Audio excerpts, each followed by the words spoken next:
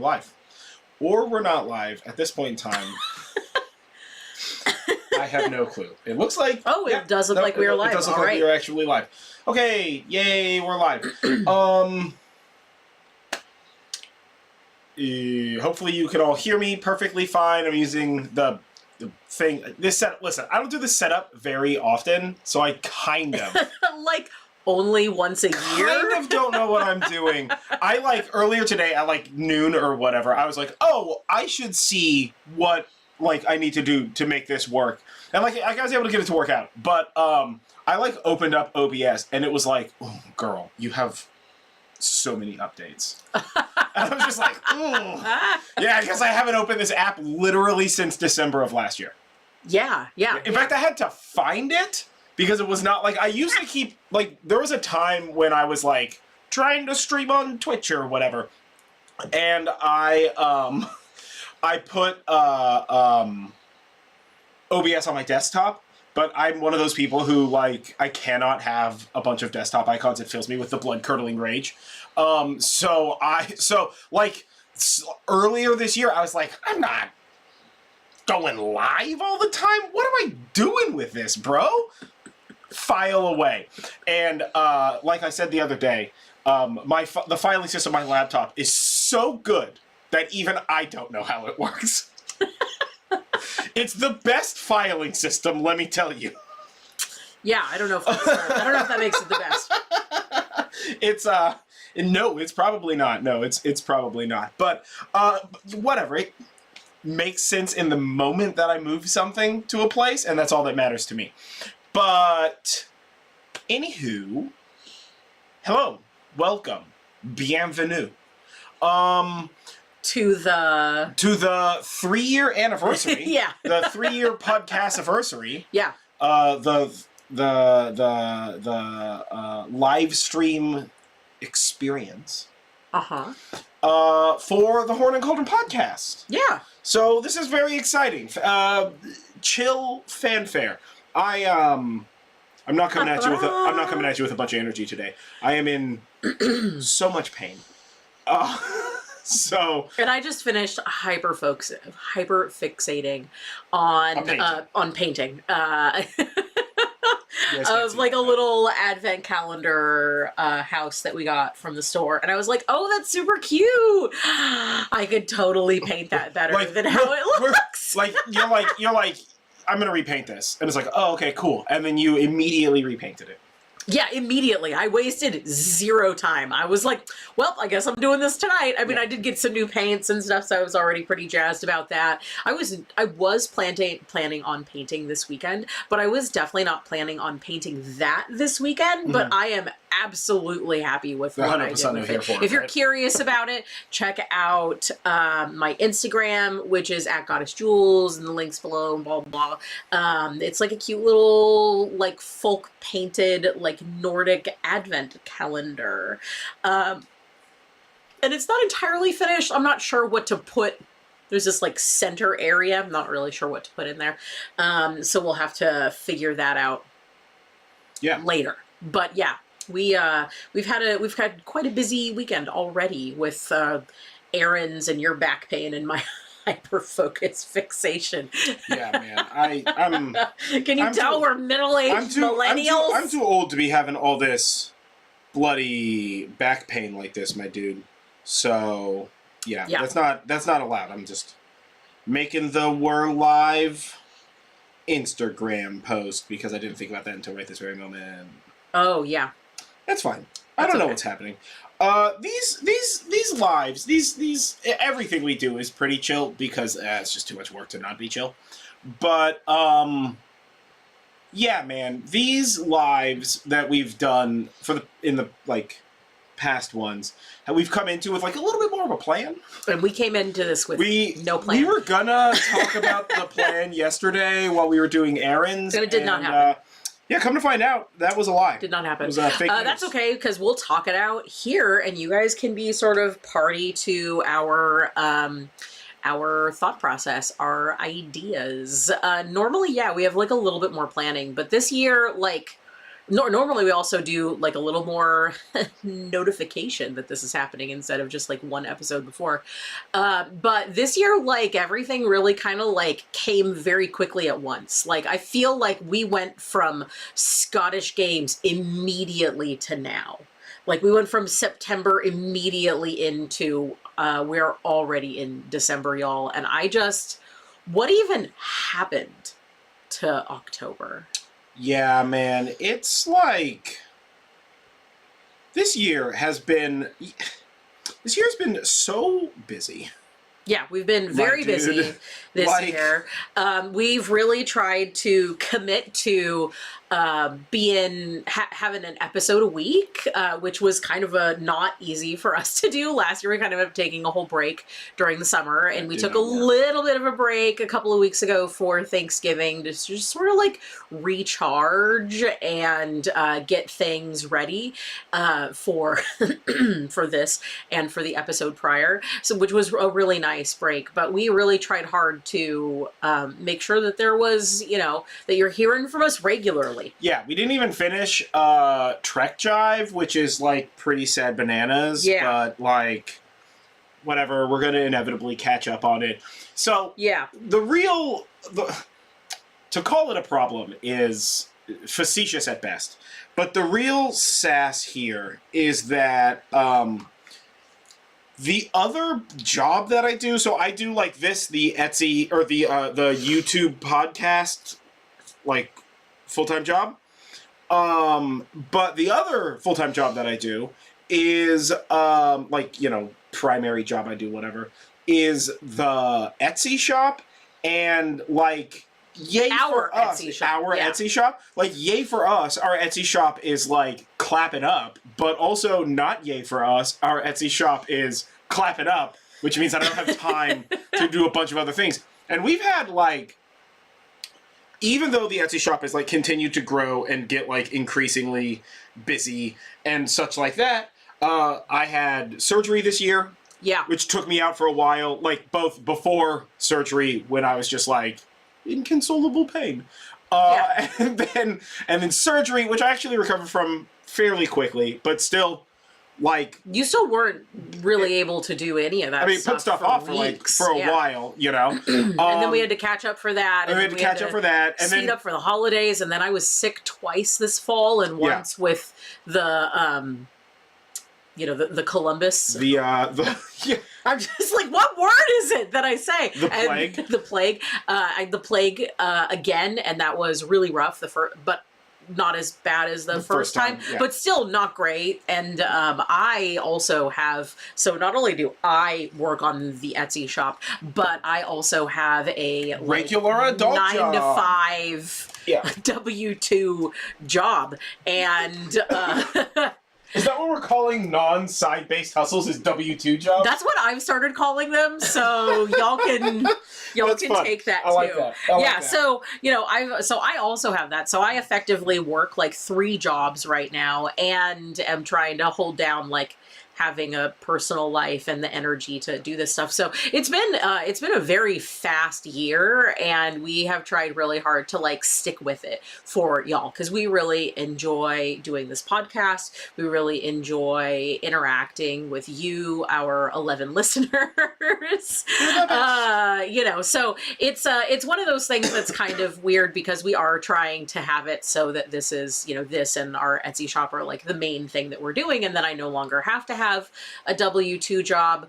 But the difficulty with that is it means that like things get a little wild as you get closer to it, and then all of a sudden there's like a big relief because like there's more time. Yeah. So this has been kind of a wild year when it comes to that, but we've done a bunch of really awesome things on the podcast this year, and I am so jazzed. So we started having interviews this year with a few people. We interviewed Wendy Mata-Hausman from Bruja Power Botanica. Yep. And Rissa Miller, and we also interviewed Mary Armendariz, and they were just lovely, lovely people. We had such a fun time doing these interviews. The interviews were such a great addition, and we definitely look forward to doing more interviews.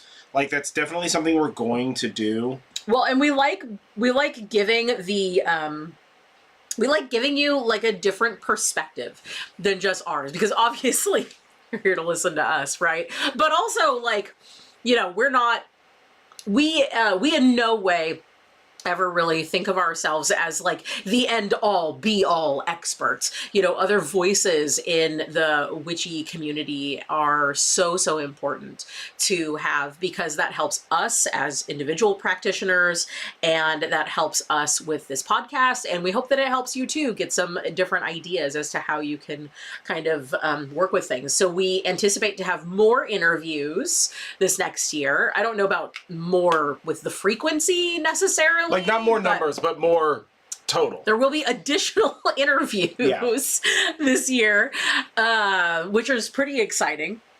So we're pretty hype on that. Yeah. We definitely want to do more. And the interviews that we've done thus far have been interviews that reached out to us, which is very fun. So we want to try reaching out to some, and kind of like, you know, doing more in that space, as well as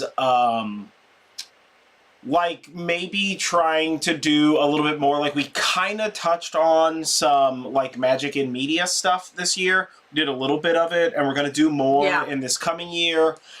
We have more plans about that kind of stuff. We've got another magic and anime that we have planned out, so we hope to bring that back to Fanime, and then to bring y'all that video like after that happens. Totally. And we're pretty excited about it because we already know what it's going to be about. Yeah, we had a spontaneous genius on that one, so that's going to be super fun.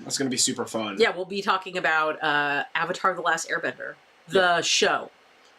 Yes. Not the movie. Not the movie. And not the new show. Also not the new show. But yeah, we're going to be talking about that because if you have not seen that in a long time, or if you've never seen it, as was the case for me, there's a lot of magical and spiritual things about that show that you can sort of incorporate into your own practice, or help inform your own practice. Yeah. Well, and the whole basis of the show is like that sort of what is that called? That like earth, fire, water, like elemental magic and practice sort of a thing. Yeah.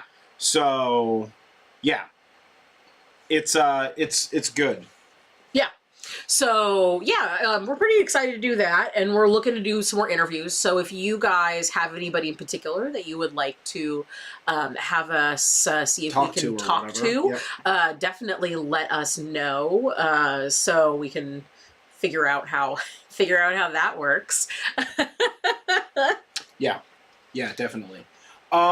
So we've got a Magic and Media plan. We've got Fanime, like what we want to do for Fanime. Obviously, like they have a window whereupon you request to do a panel. So we'll have to like fill out the forms and do that stuff. But so we'll be, I mean, regardless, we're gonna be at Fanime. And if we don't get the panel, which we got the panel the last 2 years, which was super awesome. I can't believe that we're hosting a panel at Fanime. It's like, so cool. For all the years that I've been going, because I've been going to Fanime for a very long time. And for all the years of going to Fanime, I never really thought of like hosting a panel until whatever, a couple of years ago when we were like, oh, we could do this.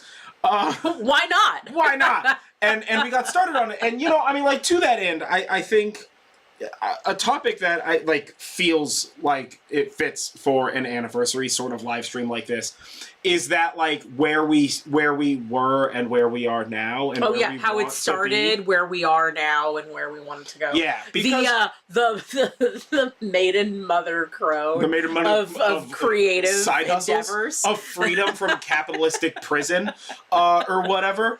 But so like we've over the last month or so really been talking about like what we want to do like next, what stuff we want to add, what stuff we feel is worth taking away or like adapting around, you know, and like obviously a large portion of what we do, I mean not a large portion, but like a portion of what we do is like social media based, and like you work in social media and I worked in social media before I got to escape that. And so like obviously there are like you see this especially now in like change in social media. Like there was a time when like putting out an Instagram reel was the most important thing ever, you know, and now it's all about TikToks or whatever. And like who knows, honestly, by this time next year it could be some newfangled thing, you know? So it totally could be. So you never know exactly what you're gonna like kind of get out of it, for a lack of better words. But so we're hoping to do more social media that's related to the podcast. Yeah, on more each like, of our channels, as well as more sort little of like stuff. Little stuff, supplemental, just sort of like tidbits. Yeah. To kind of round out our personalities, shall we say? I don't know. We're gonna say it that way. Crazies, more like. To round out our crazies, more like. That's fair. That's fair. But yeah, so we want to kind of do more of that, and like you've started doing that this year with your TikToks. Yeah. And like witchy tips and such like that. And like I've started posting TikToks, but they're all over the place. That's primarily because my brain is scattered. And you reject any form of calendaring or structure. Yeah, I don't need that. I don't need those shackles of time holding me down, making me beholden to an idea that I thought was great 25 minutes ago, and now it's mostly me doing a video and you going like, oh, I should do a video about such and such. Yeah, I totally forget. And I'm like, yes, you should do a video about such and such. Do it right now. And you're like, no, I don't know. I don't know if anybody wants to watch it. What if people don't like what I say? What if people are angry about what I say online? And I'm just like, bro, we already have a podcast. There's already people here. But although we did get 2 unlikes on a recent thing. So. Do we have a podcast? Or is this just hallucinatory millennial screaming into the void? I mean, it is a little hallucinatory millennial screaming into the void. Yeah. Yeah. I do prefer my existential dread to be screaming, if you will. I suppose if we had different like interests, we would be in a band instead. Except I'm awful at instruments. Ooh, boy, I am not. No. You are arrhythmic. I am not good with instruments. Yeah, that's fair. That's okay. I tried doing belly dancing for a little while, and that was fun. But even then, trying to figure out how to rhythm, it's like my body isn't built that way. Yeah, dude, she's arrhythmic. It's okay. Also, listen, this smack like the side of a car. Brand new model. She's every day she wakes up fresh to the idea of being a consciousness piloting a mech suit wrapped in flesh, a skeletal mech suit wrapped in flesh. Because sometimes you're real new about moving your body around. Well, it doesn't help that since this last bout of the plague, I've actually been getting vertigo, so that's fun. The sweet ride from Six Flags? I assume that there's a ride in a Six Flags somewhere called Vertigo. No. You get the room spins like you do when you drink too much or you're about ready to like purge. The secret to that? Foot on the ground. I mean, yes, but what if both feet are already on the ground? You ever drink so much that when you lay down, you're like, listen, I know that ghosts and monsters are under the bed, but I need to touch the ground to hold the earth still, because it's doing some stuff, and I need to remind it, don't do that stuff. So you just gotta, like, put one down there? You know? Those weird things that we all get, during the summertime, you can, like, take covers off, but you always have to have one part of you covered a little bit to protect from the monsters. Well, I think it's just because you get too cold otherwise. I don't know. The joke is to protect from the monsters. Oh. Yeah, I fall asleep on top of the covers. Yes. More often than you would think. Yes, you do. So I don't really need covers, but like, you know, it's that like holdover from a child, like you just need like the middle part. Or some people are like, as long as my feet are under covers, no monsters can get me. Oh. Yeah. But it's just like, can you put your head, are you like a head under the covers person? No. Oh. I have to breathe fresh, clean air. Yeah, I want fresh, unbodied air, I need most of the rest of me. So I want my head and like my ears. I want my like ears covered, but like my face open. I need all and of maybe my my senses. eyes covered, depending on how bright it is. So No. sometimes I take a corner of the blanket and I like pull it in like a semicircle. Did you ever sleep with a eye mask? Have you ever done eye mask? I've done that, sleeping? but I don't like that because it makes Strangling your eyes? it kind of does. It makes my eyeballs hot, but also like it messes up. I feel like we can circle back around to eyeballs hot. What kind of mask are you wearing, bro? Heated? No, it makes my eyeballs hot, and it also kind of like messes up my eyelashes. They get like to the side. So I like to have like my mouth and my nose open. Sure. And I like to have like a foot poking out of the covers. Sure. And I do not like when my legs touch when I'm sleeping. I do not. Like I need to flesh have. to flesh. I do not like flesh to flesh leg touch when I'm sleeping. You gotta tuck a cover in there. I need to have like blankets in there or something. Sure. I cannot do that. You're a side sleeper? Yeah. Yeah. Okay. Yeah. Sure. That makes sense. Yeah. I like how you ask that as if we haven't been married for like over half a decade. I'm not going to commit a lot. Like the better part of a decade. I'm not going to commit a lot of stuff to memory. What about the audience or whatever? We're That's true. That it's them. That's true. That That's it's true. for. Well, but you sleep a lot of times on your back, which is not weird. But like you also sleep on, you sleep on your back. I You sleep on your side. You sleep on your side. Adjacent. Sometimes you sleep Nosferatu adjacent. You were only kind of doing that today when I got up, where you'll be like laying in bed. You actually he sleeps on the couch. I sleep on the couch most nights because the couch makes my back hurt slightly less, and I am in especially right now because I threw my back out. I don't know. Being 35 like 4 days ago, dude, truly do not know what I did. I just my back's starting to hurt. Oh, my back's starting to hurt. And then I went to bed that night and woke up the next day and I was just like, fuck walking, dog. This is sitting and laying, and I can barely sit for any length of time to begin with. So sometimes you just lay like Nosferatu. Like you'll be laying there and like your head is out of the covers and your arms are like up and like crossed on your chest. On top of me. Like you're holding your collar almost. Yeah. And your legs are just like straight and your feet are out and you have the blanket covering you almost like a shroud. And the blanket is like a mushroom pattern, which is like right behind me. Yeah. And it's just like weird sometimes to get sometimes up. I sleep Nosferatu-y. Yeah, sometimes you sleep a little Nosferatu-y. Yeah. It's fun. But also the dogs sleep weird, and I'm sure I sleep weird. So it's not. It's just a people thing. It's just a people thing. The other day, I was just like, I am in. Not great. My back hurt too much. I need to sit down. So I sit down. I have a heating pad on right now. So I sit down with the heating pad, and I'm just kind of in this corner like this, and I just fall asleep like this, and I wake up 20 minutes later, barely any amount of time later, right? Wake up 20 minutes later, and I'm just I don't know if I have the core strength to lift my head up right now. Because I'm now my neck is stiff because I just fell asleep like an absolute idiot. You know, just I guess this is gonna be okay. Just like this over here.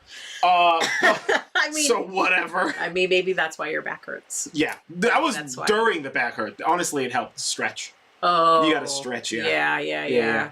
So, back to the podcast. Back to the podcast. I don't even remember what we were on. I don't know why we started talking about this. This is a lot. This is a lot more squirrely than even the pub chats are. So, because we have the Sabbath series, I figured people would be interested to hear what we're going to be doing for the 104s. Yeah, 104 Sabbath's coming up. Rule 104 Sabbath coming soon. Yeah, in just a couple of weeks. I feel like I was definitely involved in the conversation about how these Sabbats are going to go. You certainly were. But I don't know. You certainly were. I don't remember. In fact, you had the main idea. Oh, look at me. Surprise smart boy. Twice. And then we combined it into one mega great idea. Well, you're welcome for my greatness, I guess. Yeah, I don't know. So for... So for the Sabbats, for the 104s, what we're going to be doing is taking the idea of elemental magic that, aligns with the idea behind that Sabbat and deep diving into that. So Yule is during winter, at least in the northern hemisphere where we are. If you're in the southern hemisphere listening to us, Midsummer will fit. Don't Midsummer will fit. There's a balance. You'll You'll figure it out. Sorry. So Yule is in winter. It's like icy. It's like snowy. Not where we live, but in many places where people live, it's snowy. So we're going to be doing the 104 episode on ice and snow magic. Yep. That's all sort of vaguely coming together. Yeah.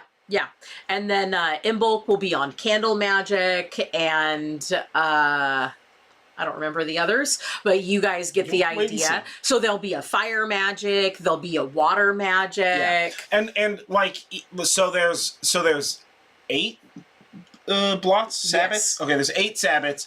And so that means that we're going to basically do like 2 different versions for each element. You know, like water and ice. You know, like that kind of a thing. So that'll be fun. It's exciting to like kind of explore some of the like greater depth around those things, right? Because like, so we're not trying to just do like, I know that we often fall into this like path where we're like, oh, we're just gonna cover like a Norse thing or a Greek thing. But that's also because like Norse things and Greek things are the 2 things that we're into individually, as well as 2 things that have like a fair amount of some of the easiest conversation around it, right? Yeah. Look it up like a Norse pagan thing. It's pretty hot right now, right? Or like a Greek thing. It was pretty hot, you know, for a long time. But so we definitely want to get more into some other stuff. Right? Which is things like this, like elemental magic plan. We also want to get into gods from other pantheons. Yeah, some deep dives into gods from other pantheons, as well as talk about some of the more like esoteric stories within magic. So we had a lot of fun. I mean, maybe you didn't have a lot of fun. I had a lot of fun when we were talking about like Gerald Gardner and all of these absolutely bonkers characters like that. So I want to like get into like more like story times about that, as well as like go over some of our stories. And this is like, some of this stuff is going to be like TikToks and such, and some of this is going to be full-length podcast episodes, and some of this is going to be pub chats. But like get into like some of the stories in it, right?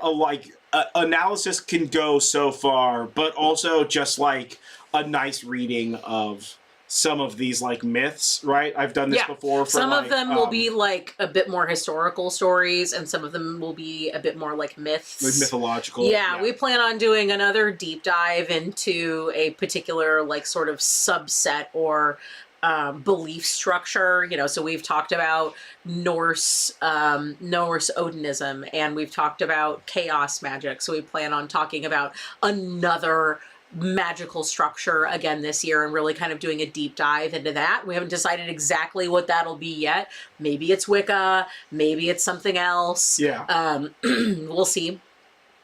I only say Wicca because I've talked about like, I'm gonna do a Wicca one, guys, but there's so many things that I want to talk about, and it's a lot. It's a big topic, bro. Wicca is like a bunch of stuff. Yeah, it is. It is. And, another thing that I really would like to do, that I don't know if we'll be able to really get that off the ground this year. It kind of depends on how much time it takes and how much time I have available, is doing bios on certain people within the sort of pagan and witchy community. So like, a bio on, for instance, Aleister Crowley. On like historical. Motherfuckers. Not like Fred out there, we're watching you. We're going to write a dossier. Be afraid. Not like FBI shit. But CIA shit, whoever. But no, like you're like kind of talking about these like historical figures who sort of had this like a big hand in what we think of as like modern paganism and things like that. As well as get into, I have like several like research books that I would like to like kind of like reread through and do that. And then on the Magic and Media side of things, which magic and media is never really going to occupy the space of a podcast episode. Yeah. Those will always just be like YouTube episodes for us, you know, just like when we do like movie reviews or vlogs or Trek Jive, which is like a thing that we're going to need to get back into at some point in time because we need to finish up Lower Decks still. I mean, we finished watching it, but like we need to wrap up the episodes for that. Yeah, magic and media is always going to be like, what am I going to say? It's always going to be like a standalone sort of like YouTube video thing, but I definitely want to talk about like books that we've read that have magic in them. That's very interesting. Both like research books that I've read as well as like, you know, like we're huge readers. You just started Dune, the book. Man. Right? Yeah. And I have like 3 hours left in the American Prometheus. Yeah, American Prometheus, the Robert J. Oppenheimer book. The book that the movie was based on, the Oppenheimer movie was based on. So once I'm done with that, I'll start listening to the book.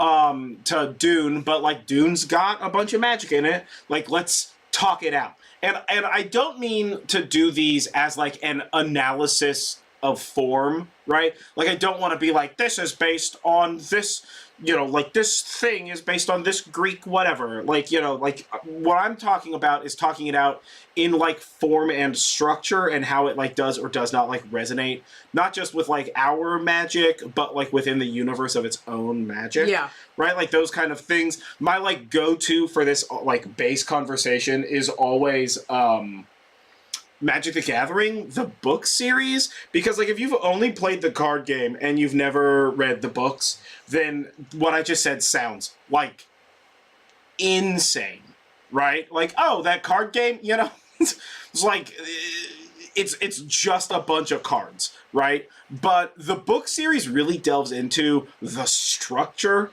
of magic practiced within that universe. Like, very deeply into the structure of it. Especially the trilogy that I'm reading like 3 books at the same time. That I'm 3/4 of the way through reading right now, which is like specifically about a person's like motion from like apprentice who doesn't know nothing except for to be able to like produce a little ball of light to becoming like an immortal god king. Yeah. So yeah. like, and it's something that we've been talking about that we want to do for a while, which is discussing not just like, oh, this thing relates to this in our not just like universe, but like this is how the magical structure in this universe works. Like, or like this is how we think it works. Or how we think it works. You know, not just as like sort of a fun like sort of video essay, but you know, we talk a lot about how you can make the magical structure of your life however you want it to be. And the thing that's the most important and the most valid is that it jives for you. The easiest example, the one that we probably use the most, is Thor, because like Thor as we view him currently in like 2023 time is very largely informed by Marvel. Thor looks like, and not what historical mythological Thor and I feel would like, have looked like. That's a great conversation to have. Is like when I say Thor, what image pops into your head? Are you thinking like six-pack abs, blonde hair, like tall boy, or are you thinking like big fat redhead guy, bit of a drinking? Yeah. Or like, are you thinking about something else entirely? Yeah. You know? So like there's a lot that kind of goes into that. And I think that, you know, there's a lot of people that sort of poo-poo on this idea of Marvel, of the Chris Hemsworth Thor being Thor, but I think it works. Like mythologically, does he match what was written down in the like 1300s by a man who didn't even live there? You know, based on stories that he was told? No, it doesn't. But also, like, that's fine.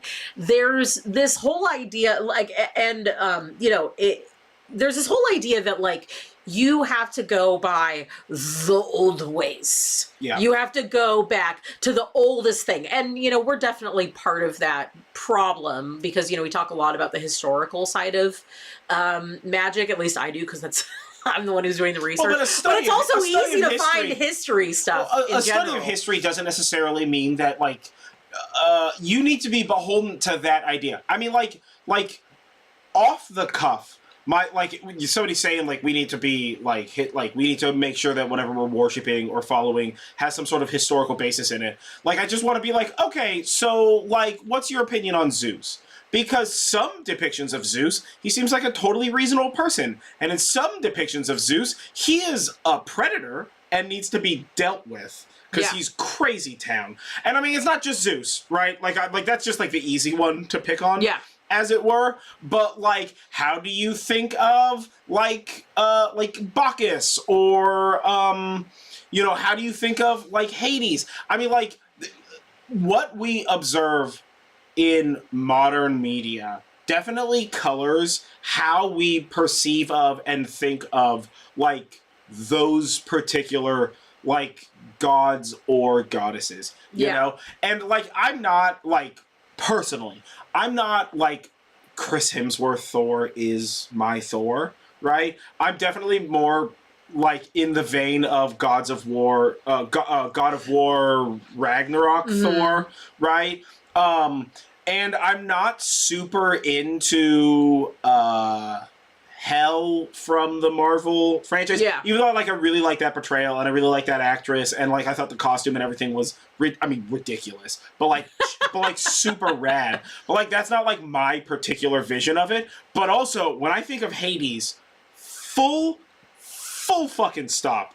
I think of Hercules, the Disney movie Hades. I know that is peak Hades for me. That guy, 100% my guy. You know what I mean? So, that's what I think of for Hades. But also, that's not at all what I think about for Zeus, because in that movie, Zeus is a family man, which is just a bold strategy to try and fluff Zeus that hard for what feels like no reason. Yeah. You know what I mean? So, and Hera isn't trying to murder. Yeah. As those much. aren't, in a way, it's also the Disney Hercules movie is one that I have sort of a love-hate relationship with because it came out at a time where I was starting to understand. You're too cool for it. No, I was starting to understand the, shall we say, evils of capitalism, where Disney,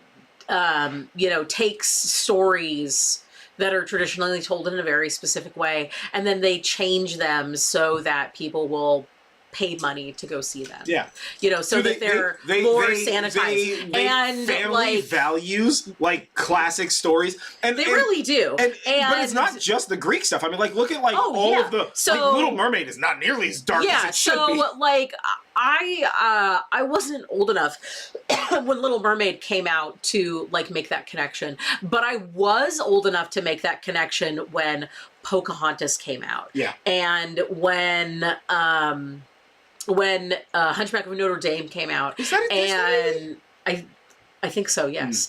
If it's not, it's in the same style. There's a grip of time where I don't know if it's a Disney movie or not a Disney movie. And then Hercules came out, and for me, that was kind of the last straw because I very much grew up on Greek mythology. Even my brother was saying this when we were over for Thanksgiving. My brother and I were raised on Greek myths.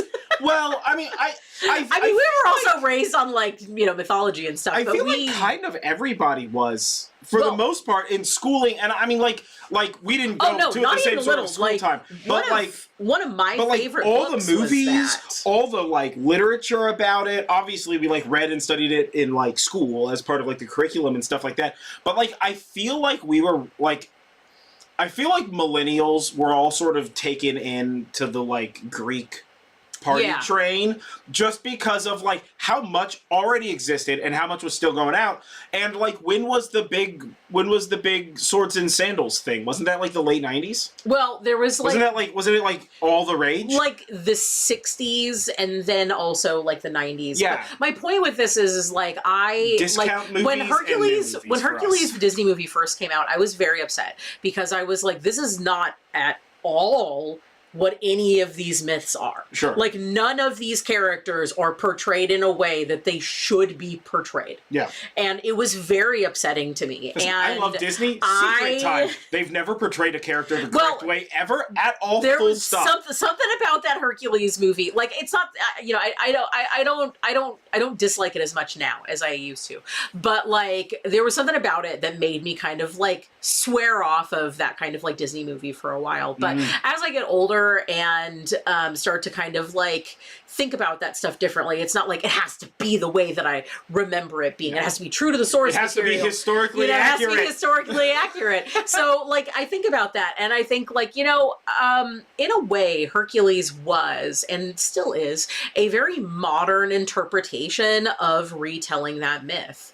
And for a lot of people, that is their Hercules, that is their Hades, sure. That may even be their Zeus and their Hera. Like, that's fine because, like, even back in like ye olde times when these gods were being like regularly worshipped and openly worshipped, like there were different variations of these deities being worshipped. And we talk about that in our deep dives, especially. Well, not even just different versions, but the specific worship of either select aspects of a deity or just like the outright picking and choosing of what you want to recognize as associated with that deity. Or syncretizing I'm looking very hardly at you, Christianity.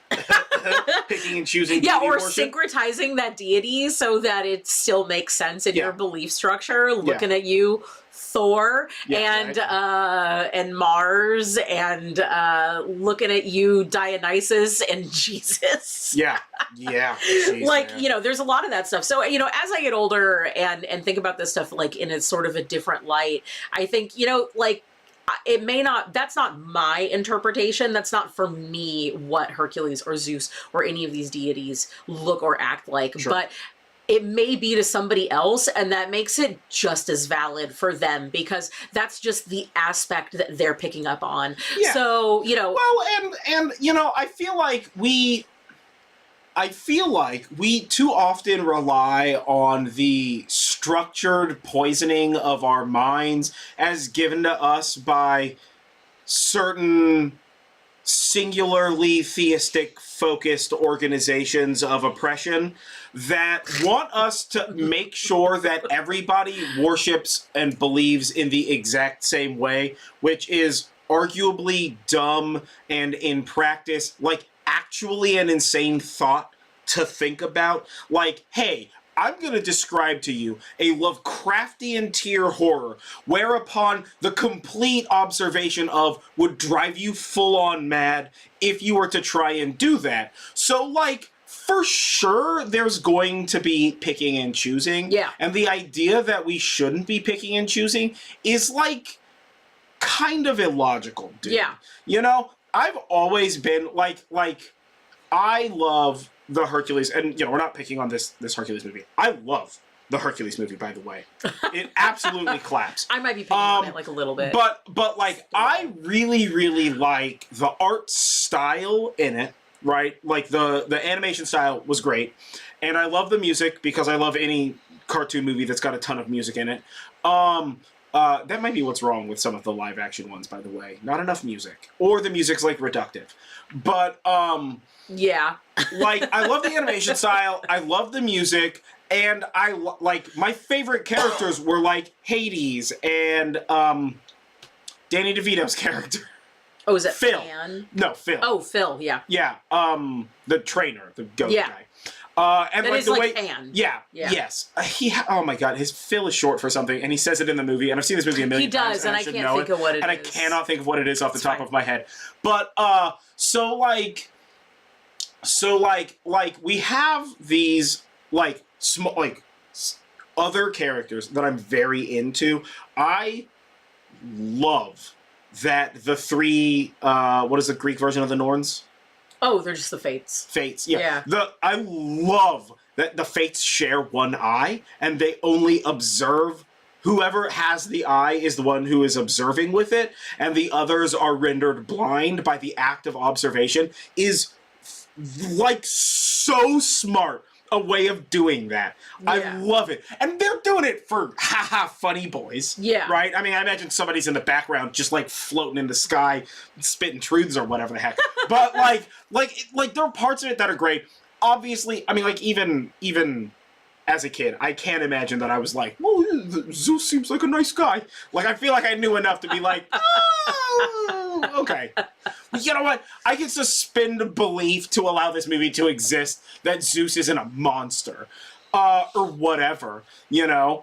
But, like, it's one of those movies, and I think this way a lot about a lot of things, right? It's one of those movies that I think cleanly represents the idea that, like, you can have your interpretation of, like, deity or worship or magic or whatever the heck, and it doesn't need to affect anybody else. Like, if you disagree with big fat redhead Thor and you only want sexy Chris Hemsworth Thor, who cares? Like, rock and roll.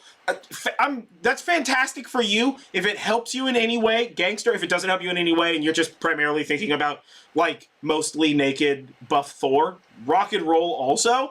It doesn't matter. The very idea that we need to, like, all agree on an interpretation of a deity or of a manner in which we practice worship is so truly alien and, like, vaguely dumb to me. Like, we could just be different people. We could just, like, do different stuff. We could have different beliefs and shit. Yeah. Who cares, dog?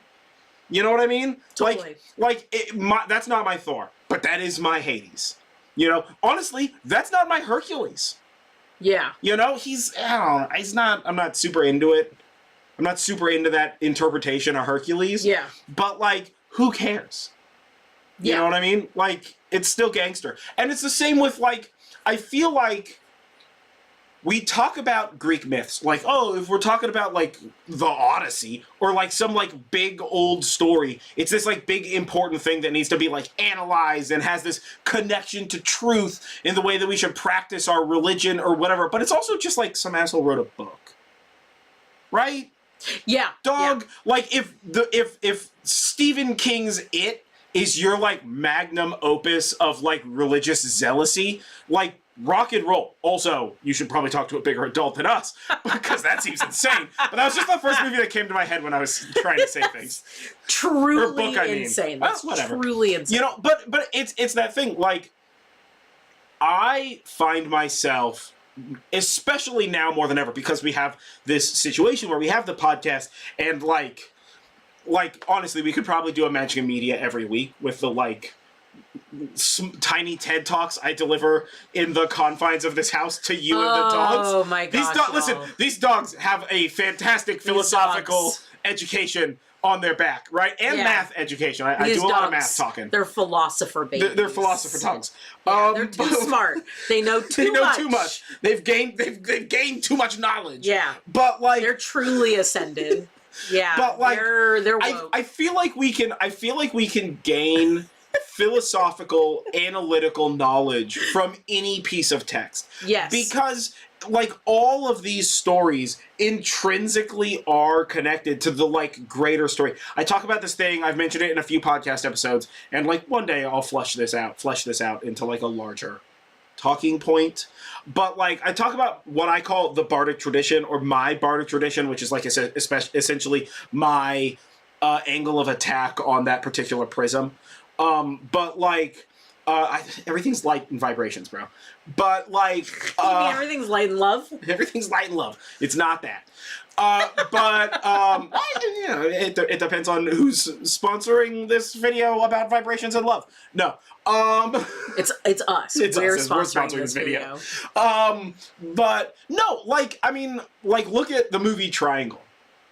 It's such a great example of a movie that we've seen before. And I just, like, you look at the movie, like, 5 degrees off of true, and all of a sudden that movie implies, like, some pretty crazy philosophical shit with regard to like transcendental Greek gods specifically. Or like the Hyperion contest. Well, or that's literally like Avatar: The Last Airbender. Or Avatar: The Last Airbender. These are these stories that you can take it at surface value as a story, right? And it doesn't mean that the writers or the authors or the animators or the actors or whatever had some deeper meaning intended. And it doesn't mean that if they did have a deeper meaning intended and you were 100% off the mark, that like your interpretation is somehow wrong. But if you can glean insight from a thing, regardless of the source of that thing, then that has value to you. Yeah. Right? And of course, all of this is assuming that the thing that you gleaned, the thing that you're reading, the people who created it, and you yourself are not a piece of shit. Yeah. Right? So let's start with that. Like, if somebody involved is an asshole, then we can take stuff from it. Asterisk, that guy's an asshole. You know, like some old baseball player made 94 home runs. Asterisk, this dude was made of 70% cocaine. You know what I mean? Like, we have to like asterisk shit sometimes. Yeah. You know, and I feel like I'm not, like, I don't know enough to have a conversation about the Harry Potter thing, so I'm not going to have a conversation about the Harry Potter thing, but it's like the Harry Potter thing. If you're a Harry Potter fan, that's fine. Just because the creator's a monster doesn't mean that you can't love the work. Yeah. Right? And I know that, like, they're getting a show soon? Sure. Or something. Your brother and I were talking about this, and I wish I remember exactly what the conversation was. That's fine. But, like, they're getting a show soon, and, like, that's gangster. But, like, obviously, like, when the game came out and when the show comes out, we're going to have this conversation again about, like, should we be having this because monster creator? Yeah. So, yeah, I mean, that's a larger but also important philosophical conversation. But, like, I love reading a series, like a book, or a book series, or watching a TV show, or whatever, and, like, not just appreciating it at surface level, but, like, delving into the bardic tradition of it, right? What is it influencing? What could just its structure imply on things? Like my analysis of Triangle isn't because, like, oh, in this scene in Triangle, there's a dude's face in the clouds. It must be Zeus, right? Or some fucking shit like that, right? It's just that, like, okay, if you think of Triangle in the wheelhouse of that, like, repeating loop that is torturous, that Zeus and whoever puts on old Uphill Rock Boy. Oh, Sisyphus. Sisyphus, yeah. Thank you. Then, like, if you were to interpret that, and then from that also take into consideration that, like, you hear, like, a lot of gods are like, space and time are my parents. And it's like, all right, well, space and time sounds like reality, dog, so I guess it's everybody's parents. But also, like, is it because you developed a small space with a time-based loop to harness this dude's suffering to turn yourself into a god? Because it works. Technically, it fits the story. Yeah. So, like, what can we glean from that interpretation? Or, like, in the Hyperion Contos, the fact that this lady uses, like, essentially, like, emotional resonance to pull herself across reality, right? And how, like, the datum core, or technocore, excuse me, the technocore, the AI machines that live in the, like pocket dimension that they live in, speak of the lions and tigers and bears in the greater, like, metasphere of the universe, or whatever. Like, those are interesting philosophical conversations that you can then use to imply greater understanding on your own interpretation of reality. Yeah. And I think that the idea that we can't have distinct interpretations and that we should always all agree on a thing is, like, intrinsically incorrect. Well, obviously, and that there's only one answer. Yes. That's a very weird that doesn't thing. Apply to science. If a doctor and a bunch of doctors tell you a doctor thing, it's probably a doctor thing. You know? Yeah, yeah. So that's different. I'm talking about this from, like, the thinky philosophical space, not a denying scientific truth. Yeah. Flat world space. Well, I think that you can also look at it from a purely, like, sort of forgiving entertainment space. So well, and it's just entertainment. So like, yeah. So like I have you don't never have to take it seriously. like I tried to read Dune when I was like in high school, and like I've kind of seen the movie from the 80s, but like also not really, and I don't really remember things so well like that. It has to be really important, or I have to have seen it a bunch of times for me to like really remember it like that. So we recently watched the new version of Dune, and we're like very into it. Is that the main guy in the new one? Yes. Okay, yeah, the Timothée Chalamet and Space Dad. In Space Oscar Isaacs, yeah. Space Oscar Isaacs. As opposed to terrestrial Oscar Isaacs. Well... That's fair, I guess. Or underwater Oscar Isaacs. Is there an underwater Oscar Isaacs? I don't know. There probably is. Oscar. We're on a first name basis. You should do an underwater thing. Somebody let him know he should do an underwater thing. And then if he does a sky thing, he's become an elemental. He becomes Captain America. Captain Planet. I mean Captain Planet. Okay, I was like, I don't think Captain America is an elemental. Anyways, so like we recently watched this movie, and like I've had like a pop culture cursory understanding of what Dune was, and like I tried reading it when I was in high school, did not vibe with it, and did not finish reading it. So I'm only reading it now, like as an adult, after watching the new movie. And there's this thing that I started doing probably like about 6 or 7 years ago now, where if there's a movie and a book of something, or a TV show of something and a book of something, then I will endeavor to not read the original material, not read the book until after I have seen the video of it, the movie of it, the TV show, or whatever it is. And it has absolutely revolutionized the way that I look at consuming media in that way. So like with Dune, like obviously huge sci-fi classic, there are definitely pieces of the movie that I think, and I'm not too far into the book, but like I'm still within the part that I've seen the movie through, right? So there are definitely pieces of the movie that I like better than the original of the book. And as someone who's like a huge Lord of the Rings fan, you know, there's oh boy, Rings of Power, it's a place. But, you know, there are decisions that were made for even like the Peter Jackson trilogy that I like better than what happens in the book. And regardless of liking it better, I sort of have started to think of it in this manner where it's not like a better or worse thing, where it's more like a parallel reality thing. And I sort of really started thinking this way when Game of Thrones was getting big, because I had read almost all of Game of Thrones by the time the book came out, because I had heard that the book was good and they're making a show of it. Oh yeah, by the time the show came out, because I'd heard the book was good and heard the show was being made, and I wanted to read the whole thing before I saw the show, because that's, as a reader, that's sort of what you do. But like I have definitely found that sort of since Game of Thrones basically broke everyone with the way that they ended that show, that it's not bad to think of the show, even in its differences, as just sort of like a parallel universe of that original story being told. Like had that story been told through somebody else's eyes, it would end up in this way.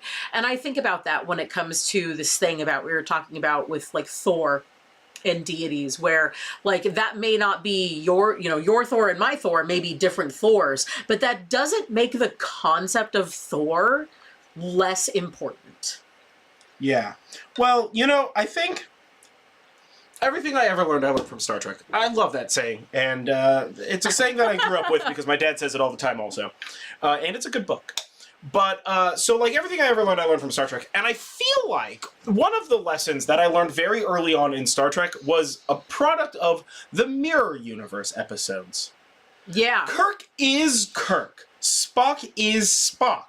And no matter what universe they're in, they're recognizable characters. But in the Mirror Universe, you know, Spock has a goatee and is fucking quite evil. you know, or whatever. And to me, like, I've never had an issue with, like, reading the book first and then watching the movie, or watching the movie first and then reading the book. I mean, like, do whatever works best for you is generally the way that I approach a lot of that stuff. I don't care. Like, it doesn't matter if I've read the book first or not, right? If it's a bad movie, it's a bad movie regardless of what knowledge I have about that story beforehand. For me, watching but also, the thing... I remember the movie's clear enough that when I read the book afterwards, I'm just like, maybe fuck this movie. For me, watching the thing first is an easier place to sort of, like, enact that mindset than by reading the original, right? Because I'm looking at the remake in a sense before I'm looking at what the original context is, and it helps me sort of shift that way. Whereas if I've read the book, then I'm thinking of, like, oh, well, this isn't this way in the movie, like when I'm watching the movie or when I'm watching the show, right? So not having that foreknowledge, I don't know that that really is like a thing that affects me. It totally is, yeah. You know what I think it is? To sound like more mystical than I deserve to sound. I feel like I'm just used to foreknowledge about what's going to happen in a movie, because there have been movies that we've watched where we are like not very far into a movie and I'm like, this is how the movie's going to end. And then that's how the movie ends. Yeah. Because, like, there's only so much story that can story, and when you've, like, read and analyzed as much content as I have across my entire life and are as, crazy, you can say it. Crazy is probably the right answer. I was trying to think of, like, a fancy, like a profound way of sounding crazy. Nope. What do you call, like, a rich crazy person? He's, eccentric. Oh, eccentric, yeah. See, I'm just eccentric, but poor. So, not eccentric, but like, we're not rich enough for you to be eccentric. Oh my goodness, no. You kidding me? No.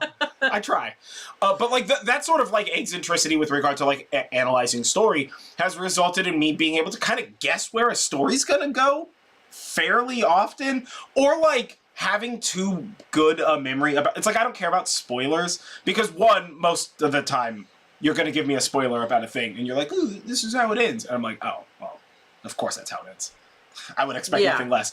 But also, like, I don't know. I love trailers because I want more of that thing, right? Like I love, like, reruns of a show, like that kind of stuff. And most trailers give away everything. Nowadays, like, I want a trailer that really leaves me like, okay, what the fuck did I just watch? And we have some of those. There have been some trailers. We watched a thing like a Norwegian show or something like that once on Netflix, where the description was like not helpful. Like, I don't mean not helpful like, oh, maybe we should watch it. I mean, like, we read the description and we're like, I don't know at all what this is about. I might know less than I did when I only saw the picture. So that's not comforting. And so we like looked up a trailer, we watched a trailer, and I'm just like, these people are just like erasing thoughts from my mind. I'm gaining less knowledge with every step forward. We're just gonna put it on. Now I have to know what secret they're hiding. And it was like a pretty good show too. But like for the most part, a lot of these, you're just like, of course this is what they're gonna do. Yeah. You know? Of course. You know, there's no spoilers for Batman v Superman. It's Batman v Superman. A shenan happens, and Batman doesn't get turned into mist. Plot. You know? Like, what else could it possibly be? Right? Like that kind of a thing, you know? So, like, I don't really have an issue with, like, spoilers or, like, the story, like, divulging into, like, one direction or another or any of that kind of stuff. And to that end, like, I really love being aware of the distinct difference between two universes. Because to me, like, Game of Thrones, the book, and Game of Thrones, the TV series, are like Earth 624 and Earth 637. Yeah, you know, yeah, and I feel like comic books is like the hyper version of Mirrorverse. That's where I started sort of like coming up with that like mindset behind it, that concept, and I first put it into action with the book and the movie The Martian. and oh yeah, those are both fantastic. Yeah, they were both fantastic. Yeah. And the book and the movie both end like very, very differently. And I don't think that they end poor. I don't think that one ends worse than another. They sure do. Huh. They sure do. And I was just saying that. I remember and I didn't. Yeah, right. Well, I remember it because it was the first time that I had tried this idea of watching the movie first. Of experiencing it in that like parallel universe thing, and it worked really well. And I was not comparing the book to the movie. In fact, I was having a great time reading the book and going like, oh my gosh, this is where I saw that in the movie. Sure. I remember this part in the movie. Totally. You know, but obviously that's not going to work for everybody. That's just for me, like sort of what that is. Well, it's not going to work for every property also. That too. Right. That too. Absolutely. But like, I think that, you know, you can really easily apply that sort of thing to a lot of like metaphysical bits. Totally. Well, I mean, you know,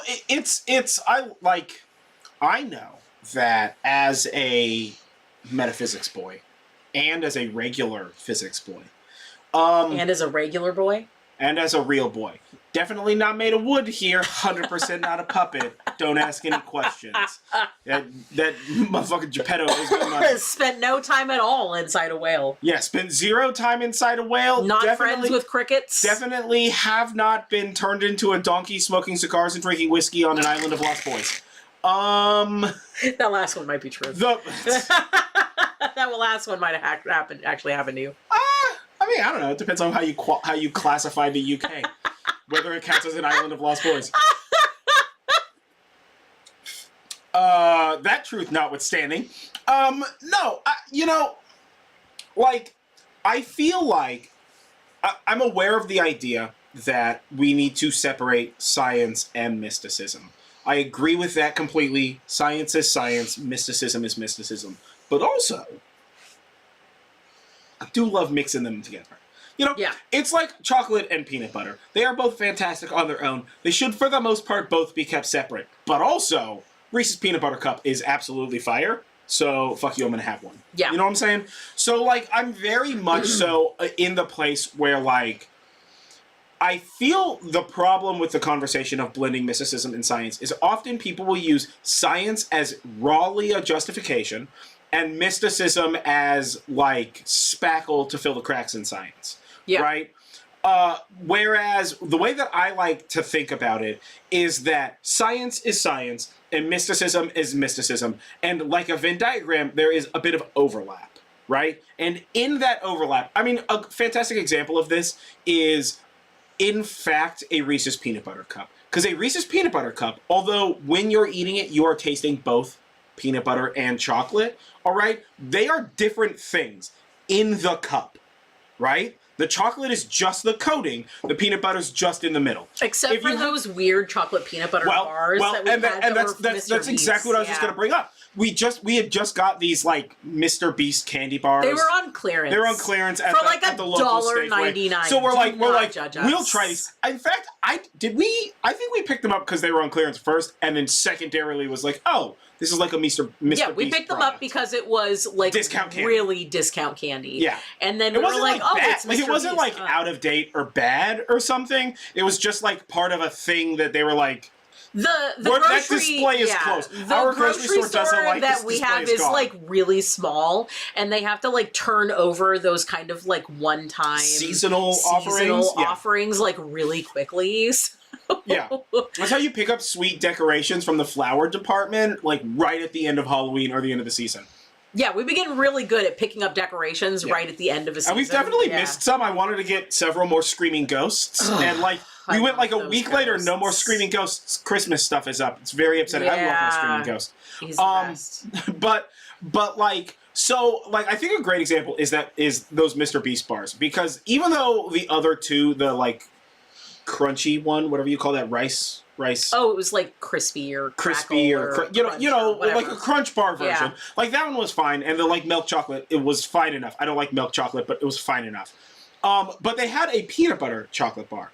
Yeah. And it wasn't like chunks of peanut butter or chunks of peanuts or like a layer of peanut butter. No. It was just peanut butter blended into the chocolate. And honestly, it wasn't good. No, I thought it was the best of the three. I did not like the it. more I had it, whatsoever. the more I enjoyed it. Honey, that is Yeah, just the more I had Stockholm it, syndrome, the more my I guy. liked it. You just got Stockholm syndrome into a candy bar. Yeah, not at all. 100% that's what that is. No, I was like not hype on that bar at all. And I think the reason why is because you like lose the definition of the peanut butter. Like the peanut butter wasn't like there was not enough peanutty goodness in there. Right? And as such, you push the chocolate to like a weird umami thing as opposed to being like No, where it was the chocolate is supposed to be. fantastic. I cannot. I mean, fantastic is a little strong of a word. It is bold strategy, Cotton. It was the best of them, and I did enjoy it more the more of it I had. Mm. It was not nearly as bad as you're making it out to be. Dude, I enjoyed it less with every one I had. Truly. Huh. Yeah, it was not good. It was like weird at the beginning, and I'm like, this is weird, but like I love weird stuff, so I'm down. But by the end of that like bag of bars, I was just like, these are awful, dog. Honestly, every time I had one, I was just like, a peanut butter cup would literally be better. Like, thank you for trying, but get out of here. I was Give me a like, peanut butter cup. where are those Judge. peanut butter chocolate ones at? I'd rather have that than Judge. like the standard milk chocolate one. Well, the standard milk chocolate wasn't like great either. It was but pretty also, I don't like milk chocolate, so I don't like that's my thing. I mean, that's what you get for like $1.99 bag of candy. I'm not gonna complain. I'm not gonna complain. But no, yeah. I mean, it's the idea that like when you're doing like science and like metaphysical stuff all glorped together, I feel like you have to recognize, and I think part of the conversation from a responsibility standpoint is recognizing that sometimes you're using metaphysics to spackle a hole, and sometimes you're using science to add structure to an otherwisely loose, gloopy construction of idea, right? And, like, they can support each other, and they can work together, but, like, you also need to accept the fact that, like, I am not a PhD bloody physicist. I'm just, like, an asshole who's read far more physics textbooks than makes any reasonable sense for an adult not in physics to have read. Yeah. Right? And, like, I love engineering, and I love, mathematics and, like, philosophical histories and things like that, right? Chemistry and all that kind of stuff, quantum mechanics and such. And as such, because those are part of my interpretation, like, they're part of the programming whereupon I interpret reality. And when I'm trying to interpret reality, I am also trying to interpret metaphysical facts and like mystical and magical facts, as well as, because of my history and studies in the mystical and the metaphysical and the like religious study and all of that stuff, because of all of those things, I will impress upon science the interpretations and the conclusions that I've drawn from those things. A fantastic example of this is like Albert Einstein disagreed with quantum physics purely because he didn't think God would mess around with would have a messy universe.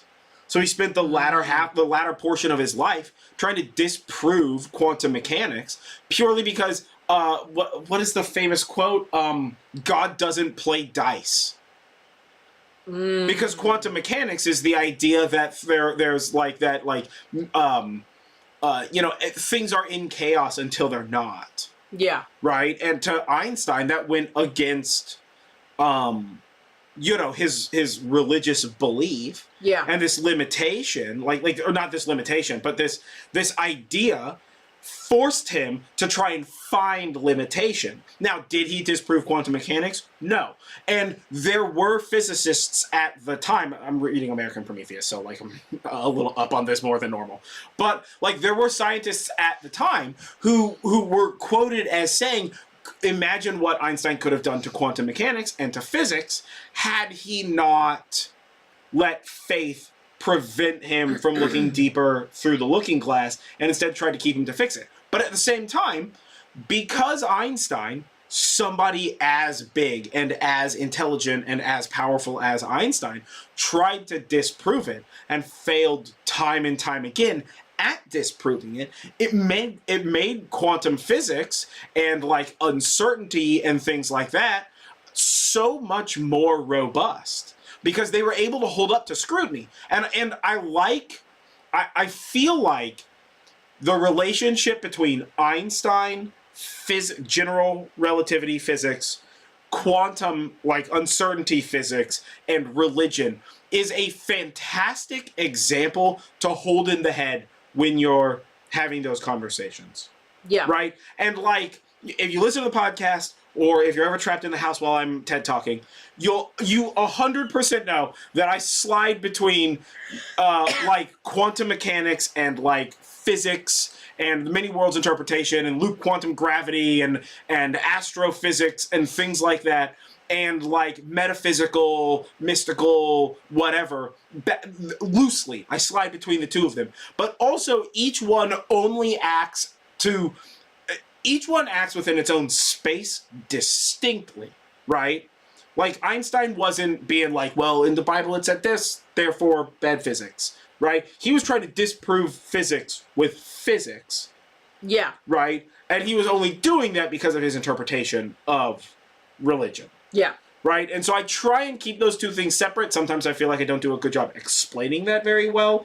But still, like to me, it's that mini worlds thing. Yeah. Right? It's that mirrorverse thing. It's that multiverse, Earth 616, Earth, 527 kind of thing. However you want to interpret it. But I feel like a conversation about anything, and an analysis about anything, we always need to be like a little aware of that idea. Because even though, like, I may say that the Timothy Chalamet's Dune was tight, and you may say that it was tight, it doesn't mean that, like, somebody else, one of you guys out there, isn't like, that movie was awful and I hated it.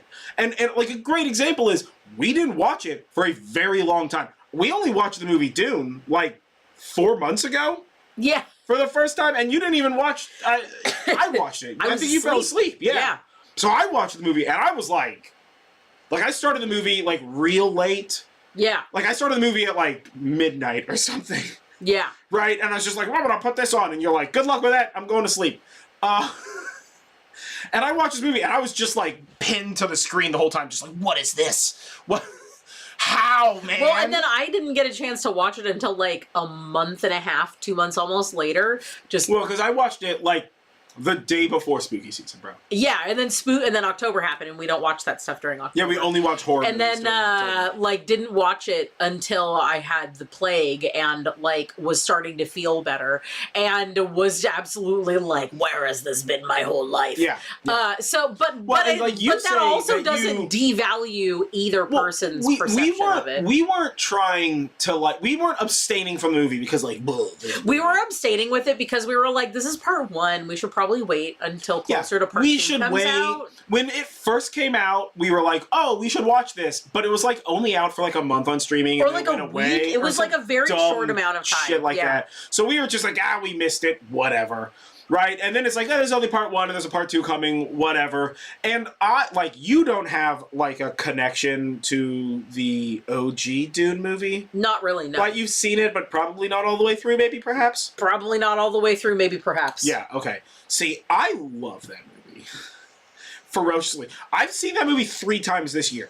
Yeah. The, like, OG... I don't have anything against it. It just wasn't... I love that movie. It's so good. It's so weird because, like, we watched a lot of, like, dark fantasy and, like, even sci-fi when I was, like, growing up. And this was, like, right in the genre and right in the time frame that I would have been watching it. And we just, like...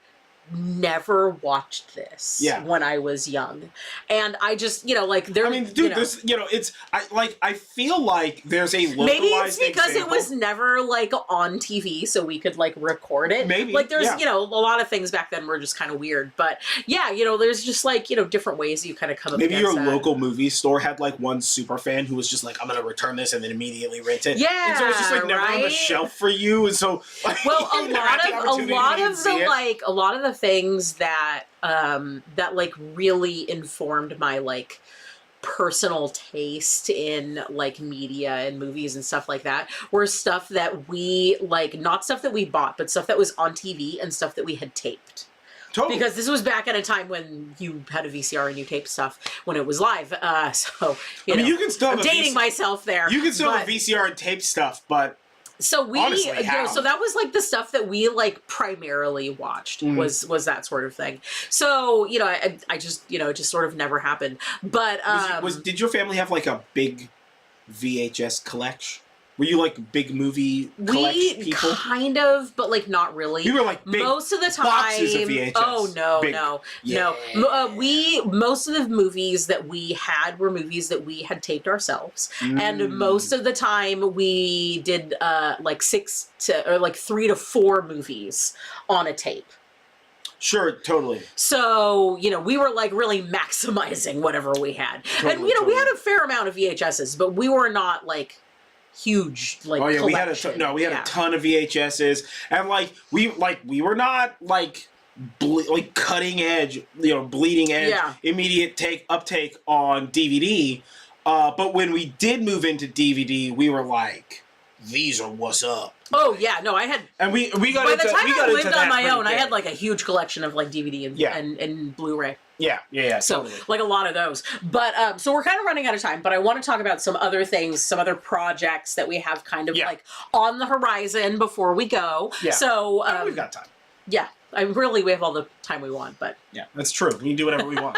This is but America. I'm almost out of drinks. Freedom. So yeah. So I am almost already out of drinks. I'll just get up and get more drinks. Like, I can leave you people. That's fine. Yeah. So, some things that we're looking at doing that hopefully will happen this next year, although maybe year after. We're not sure how Unpowered human flight. Unpowered human flight. Obviously. Space travel. Transcendence. Yes. Transcendence. Listen. Yeah. Always maybe a cult. Maybe a cult, yeah. Maybe a cult. But like a fun cult. We've talked about this before. We will talk about this again. We might start a cult or just have picnics in the park. He talks about it all the time. Yeah, we're not going to do anything culty. We're just going to all wear black robes and have a picnic in the park. Like a barbecue. We can get a bouncy house. I don't know if they make adult scale bouncy houses. I don't know. Yeah, but like we'll get like an adult scale bouncy house and we'll just have like a picnic in the park, but we're all wearing like black robes. We all show up, and then we just, like, vote on who gets to wear the big, like, high priest chain, and then that guy's the high priest chain wearer for the day. So that way people are like, oh, the cult's had, like, an upset. Somebody else took over. Just to, like, confuse the people who are, like, concerned about that stuff. These motherfuckers that are, like, trying to invade You mean the life. FBI agent who's, like, assigned to us? That person? Yeah. It's just like, they're starting a cult again. Oh, wait a minute. They're not in charge of it. Yeah, they're talking about a cult again. So things that we would like to accomplish, whether or not it's this year or in the future, is we've been talking about doing classes. Yes. Yes. We have to figure out, like, the how with all of that. Yeah, like live or self-paced. Like online, where you like download it and it's like a lecture. Do you have to write tests? Like tests. Yeah. What kind of things? So we've got the idea of having this kind of like sort of self-study, as it were, collections of information. Like a metaphysical school sort of a thing. In the long run. Yeah. I want to start a school. Yeah, that's something that we've definitely talked about. In the long run, we want to start a school. Like, the cult's a joke, but a school of, like, study and research on, like, an open-ended study and research on metaphysics is, like, really the thing that we want to do. And I don't mean, like, necessarily as, like, a business model. I don't care about money nearly as much as it seems like I probably should in this economy. But, like, I primarily mean that I just want to, like, regularly hang out with people who are also interested in overanalyzing a Marvel movie because they mention a Greek god. You know what I mean? Like, that's my jam. Yeah. So, like, yeah, we definitely want to get into, like, some classes or, like, and I don't know if we're going to do these as, like, self-study classes kind of thing, or if maybe what we're gonna do is like lectures. Like, there's sort of two ways. But like, you can approach it. You can approach it as like, there's sort of like, in my mind, there's sort of the like high school and college, right? Or like the like standard government funded schooling, right? With like tests and shit kind of schooling, you know, like technical school, or is it just going to be like TED Talks? Because like a TED Talk is educational. The fact that TED Talk hasn't started a university where you just listen to these lectures is fucking honestly beyond me, because I would enroll instantaneously. Yeah. But like it may just be like lectures or whatever. But also I think that when we do this, we definitely want to get more people involved. Yeah. Because like we're cool on a bunch of stuff, but like I don't know nothing about a bunch of other shit. You know what I mean? Yeah, we're not experts on everything all the time, for sure. Well, and we would want to get, like, just like how in the interviews we have people of, like, other practices doing stuff. We want to get people with other practices, like, involved in this conversation. Yeah, and that's one of the things that we want to do for interviews for this upcoming year is be able to really showcase different voices within the community that have different lived experiences and different magical traditions that we can talk about. If you are listening to this, you don't have to be an expert if you want to do an interview with us. Like, we have interviewed experts in their fields, you know, like people who are, like, leaders within their space, for an abundant lack of better words. Or more precise words, I guess. But, like, I would also be interested in if you just have, like, an interesting theory about a thing. Yeah. Right? Like, that's the reason why our interviews aren't super structured, is because, like, that's not really my jam, you know? So, like, yeah, like, we want to do this, like, school classes, edutory sort of thing. Yeah. But we don't really have, like, a full, complete plan on exactly how we want to do this. But it's and how we want to present this. It's sort of but it's something that we're working on that is part of our, like, 2024 plan. So let's just call this section, like, stuff that you may or may not receive. Hallucinations about the future. Yeah, there we go. Right? Because I don't even know that we can necessarily call it a 2024 plan, because we may not be able to pull all that stuff off in 2024. Yeah. Well, you know, again, like, the Etsy shop is a-growing, which is nice. Don't get me wrong. I'm very excited about it. Go visit our Etsy shop. Plug. But, like, at the same time, it is a lot of work. Yes. So... Yes. And as we said before, it's one of those things where it's the avenue to get out of the standard W-2 grind. Well, it's gonna ebb and flow. A place where we can do more of this. Yeah. Well, it's gonna ebb and flow. Like there was a lot of work to do build up, and then a few small changes in process, and all of a sudden the amount of work to accomplish the amount of task shifts. And we've done this several times. I am sort of at the brink of some technological revolutions for our business, because I've had to develop a lot of the equipment myself for the business in order to do it sustainably and rapidly and still, like, artistically, because I don't believe in that, like, big machine nonsense. So, yeah, like, when we have the time, we're gonna more explore these things, and of course, the benefit of, like, doing this full-time is that we get to just, like, chit-chat about this all the time. Exactly. And we've thought about doing a calendar. Yeah. A calendar with, you know, pagan holidays. Like a wall, like a wall calendar, not like a schedule. No. Start with that. Yeah, we have a calendar that's our schedule, but it's definitely has a calendar that's our not schedule. The same thing. I'm not part of this calendar schedule. He doesn't even know where this calendar lives. Yeah. So truly, I do not. Yeah. So we've thought about putting out a Horn and Cauldron calendar that has, like, pagan holidays and feast days, a variety of different things that we've covered during our episodes. So that's one. And then we've also talked about turning the Book of Shadows pages into books. Into a published book. Into a small book. Which we are, this is 68. Yep. And, I think that what we've talked about before, what would work the best, is if we do, like, book 1, for a lack of better words, after 100. Yeah.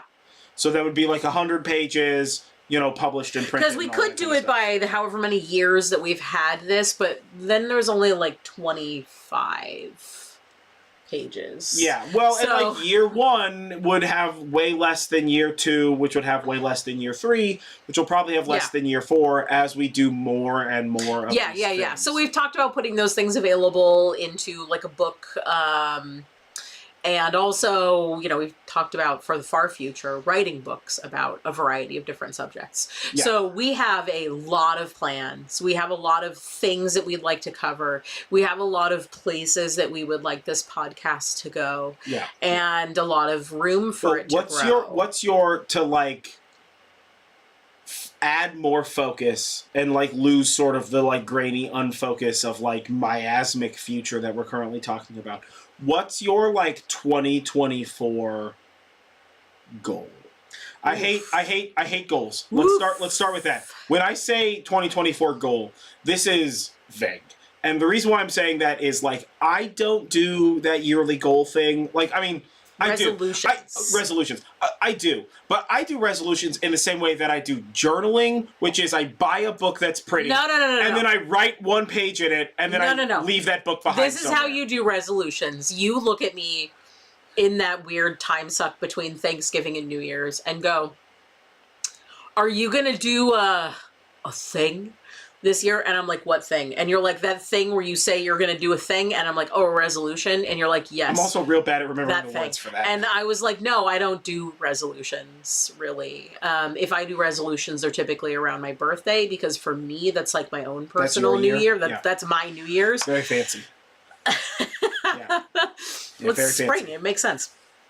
And I was born during that time. It makes sense. It makes as much sense as any other revolution. So I was like, I don't really do like New Year's resolutions. Like for me, resolutions. Yeah. That's what I said. So like for me, resolutions.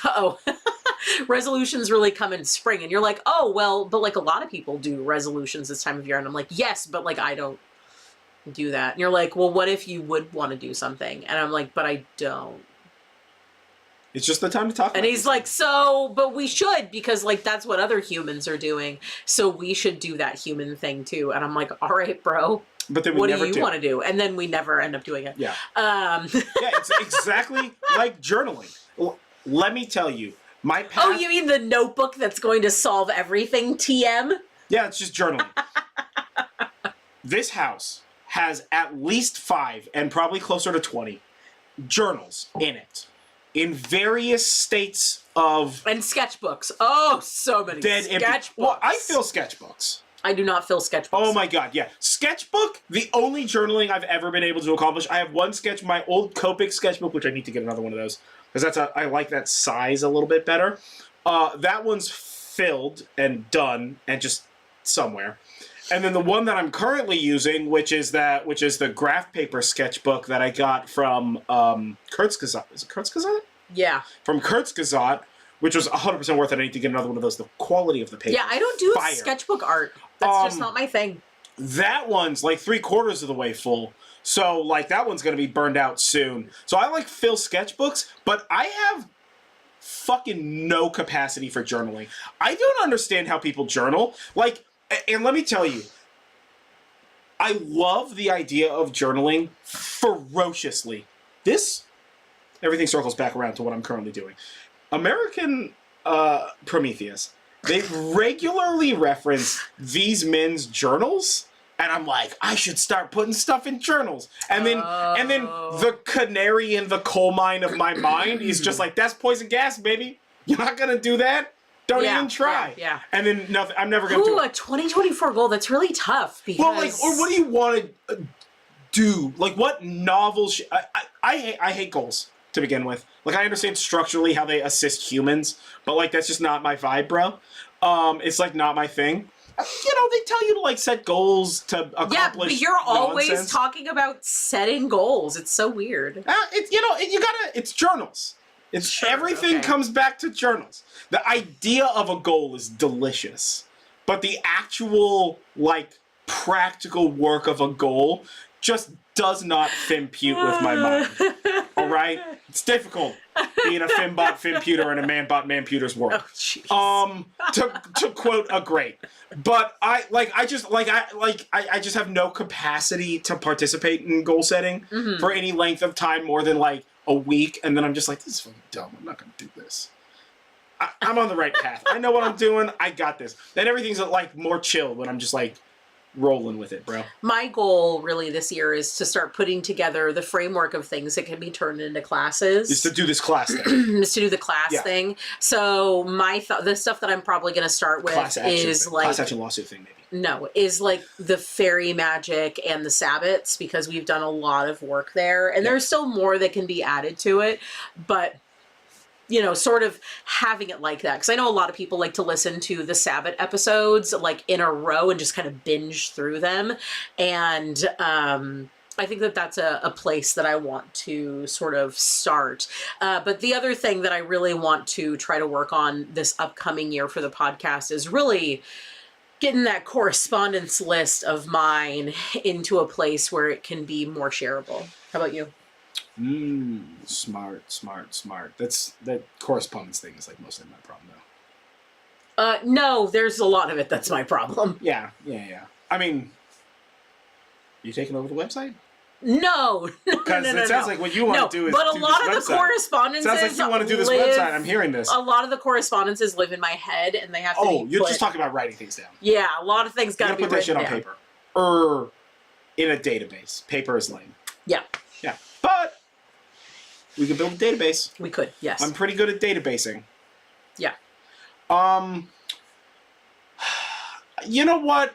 I don't really have like a big like a 2024 Shannon or whatever, but I would really like to make a lot of moves, like make forward motion on like writing specifically, and working on like my writings with regard to like a greater meta-analysis of the like pagan, like modern paganism, ancient paganism, like religion, and like all of that sort of stuff.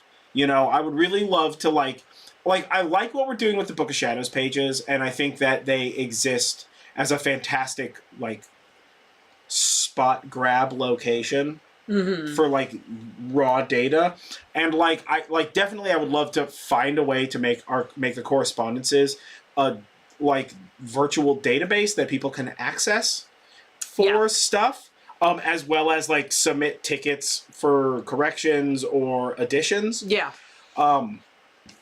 A sentence that I just said out loud that's so nerdy and so time consuming that I may bang my head against a wall about, having literally done databasing with tickets for corrections before. But I think that it would be cool to do that. And I think that in the grand scheme of things, I would love to see it start with correspondences and like evolve into like essentially like witchy Wikipedia. The solution may be to there is a Wikipedia, but like a Horn and Cauldron TM Wikipedia sort of thing. Yeah, totally. You know, and maybe the idea is to use a Wikipedia database system. I vaguely understand how those work because I've had to create one before, but I don't know. That was more than like 5 minutes ago, so everything's kind of like loose up there. But like, I really want to make the concerted effort to not necessarily nail down, because I don't believe that there can be any like hard, like I'm very like fluid in belief with regard to that stuff, but to really like work on nailing down a like structure whereupon the way that I analyze things can be spoke about. And to that end, with regard to the podcast, that would be both like, obviously I would love to publish a book that is, I feel, almost unachievable by next year, just because like I have a lot of writing to do. I mean, some of it's written, but like I have a lot of writing to do, and a lot of organizing, and I am not organized very well. Nor am I confident that like what I'm doing is like gonna make sense or matter to anybody other than me, which is, you know, crazy. But who is crazy? But I would really like to try and like kind of evolve that forwards more to sort of share those interpretations and make myself like get myself in a place where I'm interacting with people about and through those interpretations more. And then to that end, I would like to not only have like more magic and media, like the simplified version of this, like make your goals simple and achievable, put them in a book, follow these rules that this Instagrammer copied out of a larger book, and then do these things, you know, like that kind of shit. Smart tips and tricks, whatever, you know, the programming tells you to do. Like, to that, like, part of that is more magic in media, right? I would really, really love to do more magic in medias, and, like, I think that the solution for that is to like, watch a movie and organize thoughts in the same way that you do the notes for the podcast, but just on the magical interpretations of a particular media source, and then like present YouTube videos about those of varying lengths. So I want to do like more magic in media. That's part of that expressive, interpretive, like whatever regime in my mind. So more magic in medias. Work more on the writing aspect of it. I write like a little bit of sci-fi and a little bit of horror and a little bit of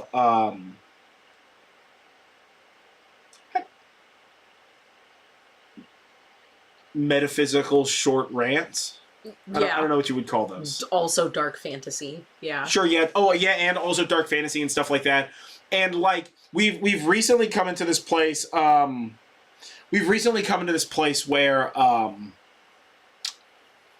like we've talked about things where the line between what I'm writing as fiction and what I structurally believe as metaphysical pseudo-fact is quite blurry, and we recently had a couple of conversations about this, just us in the house, about like turning that into a sort of like grimoire kind of a thing, right? And like making it a little bit more like you know, like Greek philosophers using a story, or like a Zen monk using a story to pose a koans, to ask a question, to move you forwards down the path of enlightenment, like that kind of stuff.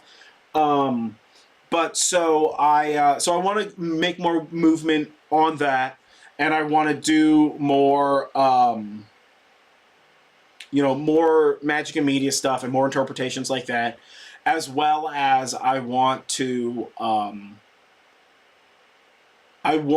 see us doing more live stuff. Yeah. And whether that's more live specifically for the podcast, and we've talked about this before, about me doing lives while I'm doing other, like, witchy stuff or tasks or whatever, and just like going live and just like chit-chatting and hanging out, I think would be really interesting and really fun, and kind of give people a better glimpse into the way that I like think and analyze things that's less structured. I feel like a lot of times some of the videos that we like inevitably produce end up being incredibly structured because it's easier, right? Yeah. The human mind loves patterns, and I think that just sort of like, oh, I'm coloring in this colored pencil thing, and you're just gonna listen to me fucking lecture while we're cooking dinner or listening to music or whatever, you know, like that kind of a thing. Or like, oh, we just watched this thing and I'm like building a model because I have like 1 million models that I'm building or whatever, like that kind of a thing. Those are sort of like kind of like vague goals, is to move more in that direction, you know? Yeah. And just try and get like more information out there, you know, leave a larger shadow and digital space for your inevitable immortal digital reincarnation in the distant future. Whatever dark nightmare that is. Yeah. So like more of that stuff. Yeah. Well, you know? We've got a lot of plans, and we'll see what we get through in year 4. Yeah, dude, year 4 is gonna be weird, man. We've got a bunch of 104s, obviously, and we've got the We've got a bunch of things planned. We have we've got a bunch of definitely deep dives. room if there's anything in particular that you all want to hear. Yeah, it's going to be good. It's going to be great. We may move questions out of pub chats. Yeah. And we may make questions its own thing. I would love to get to a place where like, we follow several YouTubers who, like, once a month they do, like, a question wrap-up video that is somewhere between, like... You doing all right over there? Okay. I know. It's okay. So we follow several YouTubers who do, like, a once a month, here's all the questions I've received. I'm just gonna, like, power through these. Yeah. Sometimes it's a 20-minute video. Sometimes it's an hour and a half. Yeah. So we may move to doing questions that way. Yeah. And a question doesn't have to be... I feel like this is one of those things that, like... When we're asking for a question, I'm not saying that you need to ask me, like, what do I think about this thing? Nor do you need to ask me, like, tell me about this thing. You can also just, like, pose a crazy-ass idea and be like, what do you think about, or, like, how are you, like, what if this is the thing, you know? Yeah. What if Pyramid teaches you how to transcend? It's a great question. Let's watch Pyramid and have a conversation about it. Yeah. Like that kind of energy. Also, like if you read a book or watch a movie or hell play a video game, because I may have to get Alan Wake 1 and then Control and then Alan Wake 2 and play all 3 of those video games so we can do a Magic and Media on that universe, because... Ooh, boy, yeah. That's a lot! We watched an entire playthrough of Alan Wake 2, and let me tell you... it's still rattling around. The music is so good. We listened to the music literally yesterday when we got home from the store. Yeah. But, like, I think that we need to, I want to do more Magic and Media, so if you come into, like, some media that you're like, oh, this seems like it's got some sort of a connection, what did you think about this? Or just, like, watch this. We're going to watch it, you know? Yeah. So, yeah, I think, it's kind of that sort of a vibe or whatever. Yeah, I think so, too. Yeah. Well, I think that's it for this hangout. So thank you for checking it out. Thank you for listening. Thank you for a wonderful 3 years. Yeah. We look forward to doing many more. And like a huge shout out to our patrons. You help us do what we do and better every time. And we really enjoy hanging out with you, both our listeners who are lurking about and also our patrons that we get to chat with once a month. Yep. Yeah, we will catch you guys next time for more of this. I'm John Norgrove. This is Julie Norgrove. This has been the Horn and Cauldron Podcast Year 3 Anniversary live stream thingamajig, where we're just kind of hanging out and chatting with y'all. And we will catch you guys next time. Stay magical, folks. Yeah, and don't forget, breathe in self-confidence and breathe out self-doubt. All right, now let's see if I can turn this thing off.